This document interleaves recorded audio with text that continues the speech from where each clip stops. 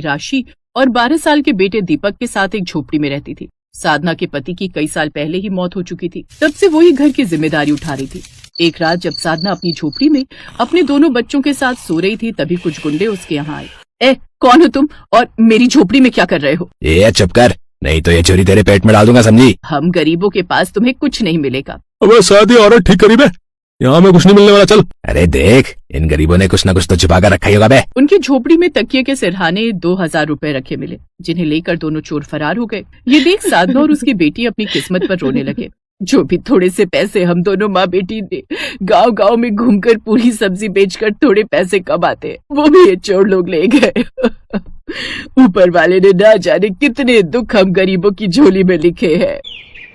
अगली सुबह दोनों माँ बेटी फिर से आलू पूरी की सब्जी बनाकर तैयार कर लेती हैं। चलो माँ, अब हम चलकर ये पूरी सब्जी बेच आती हैं। हाँ चल बेटी, और दीपक तू घर पर ही रहना, कहीं जाना मत। ये होंगे हम लोग। और जो मैंने थोड़े से बचत करके पैसे जोड़े थे, वो पैसे तो वो चोर लेकर भाग गए। आप ठीक कहती हो माँ, लेकिन अब हमारे पास ग्राहक का इंतजार करने के अलावा और कोई रास्ता भी तो नहीं है। दोनों माँ बेटी काफी देर तक वहीं खड़ी रही, लेकिन उनके पास एक भी ग्राहक नहीं आया। जो भी आता वो उस ढाबे पर ही जाता। शाम को दुखी मन से दोनों अपना ठेला लेकर घर आ गए। ऐसे ही अगले दिन वो फिर ठेला लेकर गई, लेकिन उस रोज भी उनके पास कोई ग्राहक नहीं आया। माँ, ऐसा ही चलता रहा तो हमारा पैसे कमाना मुश्किल हो जाएगा। हमें कैसे भी करके खुद का ढाबा खोलना ही होगा।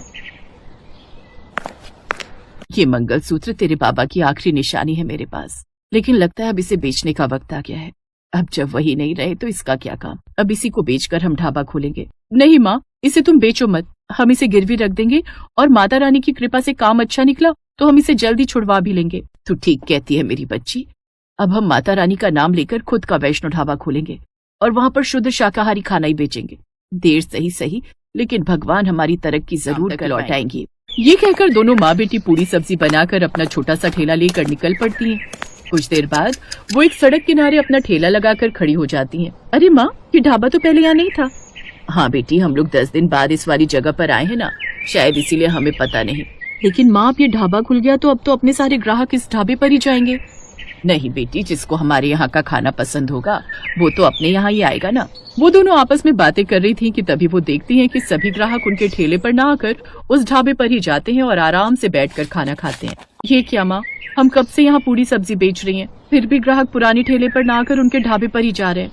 काश कि हम भी कोई ऐसा ढाबा खोल पाते। यहाँ आसपास जो भी ढाबे या तो वो मांसाहारी है या फिर किसी ढाबे पर दोनों तरह का ही खाना बनता है, लेकिन एक भी ढाबा ऐसा नहीं है जहाँ केवल शुद्ध शाकाहारी खाना ही मिलता हो। तू सही कहती है बेटी, हम दोनों मिलकर अगर यहाँ एक शुद्ध शाकाहारी ढाबा खोलें तो अपना ढाबा खूब अच्छा चलेगा। लेकिन तू जानती है ना ढाबा खोलने के लिए कितने। लेकिन माँ, क्या ये सही होगा? अब तो कुछ मत सोच बेटी और चल, हम कल ही जाकर इसे सुनार के पास रख कर आएंगे। अगले दिन ही सुनार की दुकान पर जाकर वो मंगलसूत्र गिरवी रख देती है और उससे पैसे ले आती है। फिर वो दोनों उन पैसों से ढाबा खोलने का कुछ सामान लाती है। अब माँ बेटी के साथ साथ दीपक भी उनका साथ देता है। वो तीनों गांव के पास एक जगह तिरपाल लगाते हैं, खुद का छोटा सा ढाबा तैयार कर देती है, साथ ही कुछ कुर्सी टेबल भी रख देती है।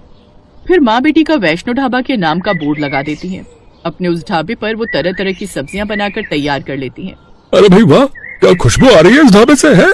और देखिए ना, इस पर शुद्ध वैष्णो ढाबा लिखा है। इसका मतलब इसमें सिर्फ शुद्ध खाना ही मिलता है। चलो ना चलते हैं। बहन जी, पहले तो हमने ये ढाबा यहाँ नहीं देखा, ये आपने शुरू किया है क्या? जी, हम दोनों माँ बेटी ने मिलकर इस ढाबे की शुरुआत की है। आज हमारे इस ढाबे का पहला दिन है। आपको यहाँ सब कुछ शाकाहारी मिलेगा, वो भी बिना लहसुन अदरक प्याज के शुद्ध खाना। अरे वाह, ये तो बहुत ही अच्छी बात है। मैं तो शुद्ध शाकाहारी। बेटी सुनार के पास रखा सोने का मंगलसूत्र छुड़वा लाती है। अब उनके ढाबे पर लगातार भीड़ लगी रहती थी, जिस पर साधना बोलती है, बेटी अब हमें काम के लिए किसी को रख लेना चाहिए। अब ढाबे पर इतनी भीड़ रहती है कि अपने बस की नहीं है अकेले इतना सब संभालना। ठीक है माँ, मैं आज ही कागज पर लिखकर चिपका देती हूँ कि हमें एक लड़के की आवश्यकता है।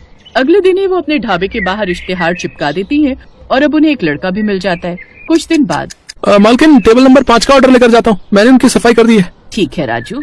इस तरह उनकी काफी मदद हो गई। अब दीपक भी एक बड़े स्कूल में पढ़ने जाने लगा। अब दोनों माँ बेटी खूब मेहनत करने लगी और अपने वैष्णो ढाबे को और ऊंचाइयों तक ले जाने लगी। अब वो एक बड़ा सा पक्का घर ढाबे देखा है, कहीं भी शुद्ध खाना था ही नहीं। लाओ जल्दी से एक थाली लगा दो मेरे लिए।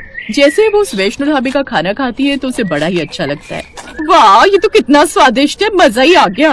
वो औरत उन दोनों की पहली ग्राहक थी। खाना खाकर वो उस थाली के 100 रुपए देती है। कुछ देर बाद एक पंडित वहाँ आता है। क्या ये सचमुच शुद्ध वैष्णो ढाबा है? जी पंडित जी। देखना, मुझसे झूठ ना कहना है। मैं पंडित हूँ, किसी काम से दूसरे गांव से आया हूँ, लेकिन चलते चलते अब भूख लगने लगी है। लेकिन यहाँ तो हर ढाबे पर मांसाहारी खाना मिलता है, और जिसमें शाकाहारी होगा भी उसमें भी मांसाहारी खाना भी जरूर मिलता है। इसलिए मैंने सुबह से भोजन ही नहीं किया। आप बेफिक्र रहिए जी, हम माँ वैष्णो देवी के नाम से ढाबा चला रही हैं, झूठ नहीं बोलेंगी। इसमें लहसुन, प्याज, अदरक तक भी इस्तेमाल नहीं हुआ है, लेकिन फिर भी इस ढाबे का खाना एकदम बेमिसाल है। ये तो बहुत अच्छी बात है। फिर तो लगा दो जल्दी से एक थाली। इस तरह अब रोज उनके पास और भी ग्राहक आते हैं और अब उनका काम काफी अच्छा चलने लगता है। कुछ ही